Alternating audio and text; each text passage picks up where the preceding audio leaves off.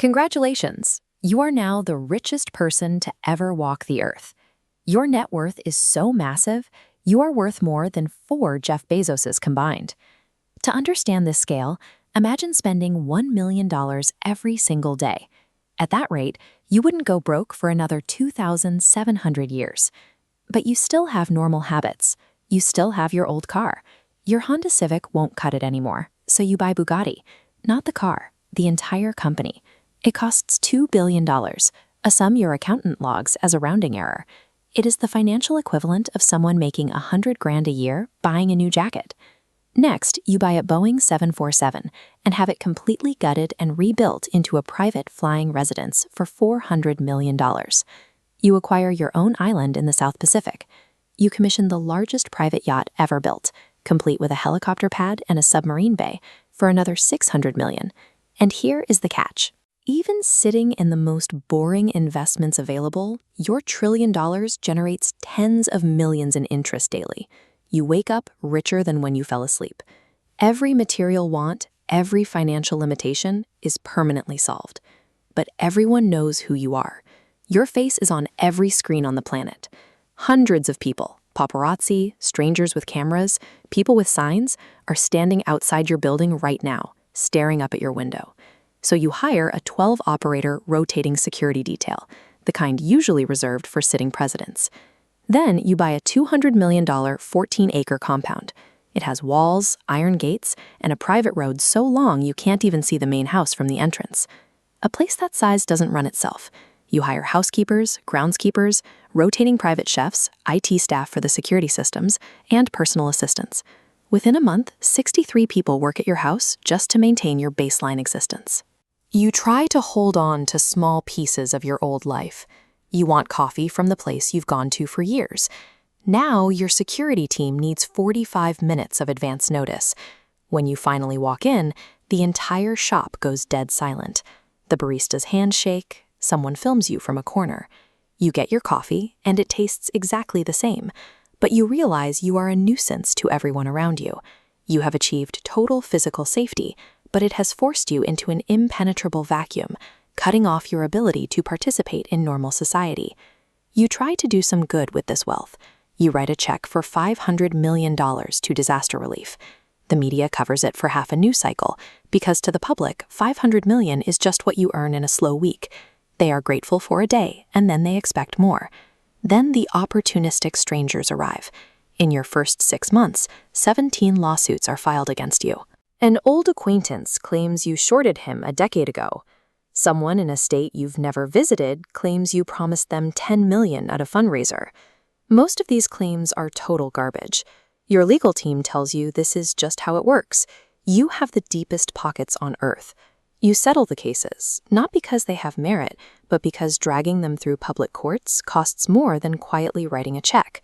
$1 million here, $2 million there, but every settlement gets reported, and every report invites 5 more lawsuits. Soon, your legal budget for the year crosses $40 million. You have an entire floor of a law firm working exclusively to defend your wealth from people willing to lie in court to get it. Extreme wealth strips away your status as a private individual. You have become the deepest pocket on earth, and the legal system is a tool used to harvest you. The money starts affecting the people you actually know. You invite your old college roommate to the compound for a weekend. He compliments the grounds, the expensive wine, the guest room. For 2 straight days, he laughs at jokes that aren't funny and agrees with everything you say. The entire argumentative dynamic that built your friendship is gone, replaced by careful, measured compliance. You try to date, you meet someone sharp and funny, and it starts to feel real. But then she casually mentions your pilot's first name, or the car you prefer for the city. Small things that prove she looked you up. A question creeps into your head.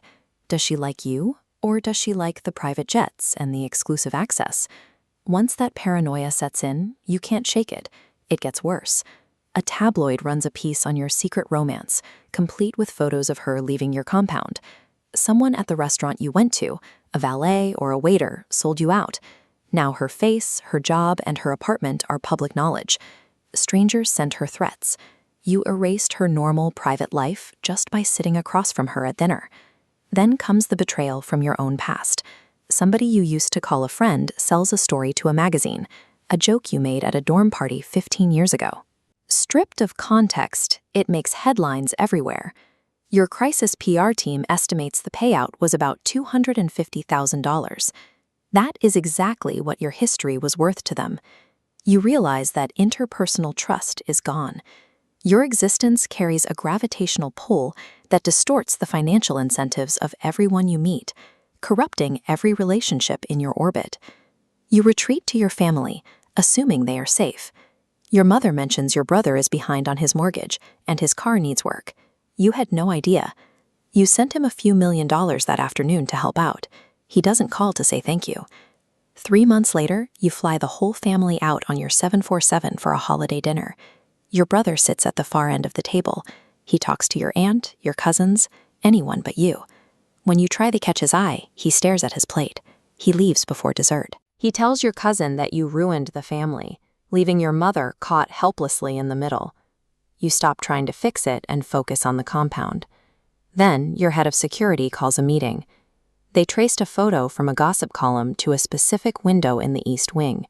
A trusted member of your household staff has been meticulously feeding compound secrets to the tabloids for cash. It's Linda, the housekeeper. She's escorted off the property on a Wednesday morning carrying a cardboard box.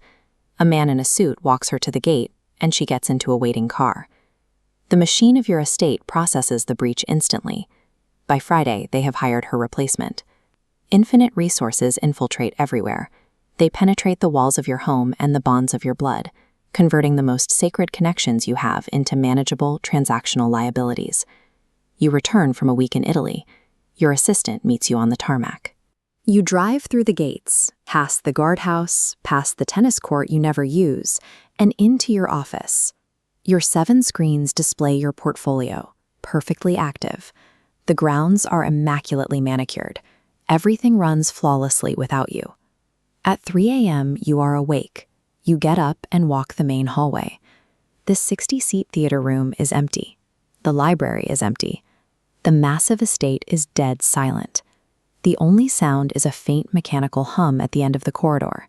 It's the security camera, adjusting its lens, tracking your movement. You stop, and it stops. You take a step, and it follows. It is the only entity in the entire compound reacting to you. You walk outside barefoot onto the cold, wet grass. You look up. It is the exact same sky with the exact same stars you used to stare at from the roof of your old apartment building back when your rent was late and you didn't care. The stars haven't moved at all. Only everything underneath them has. You have achieved the ultimate financial fantasy, but the price of buying the world was trading away every genuine human connection in it. Over 60 people work here, but you are the sole, isolated occupant of a perfect, empty machine.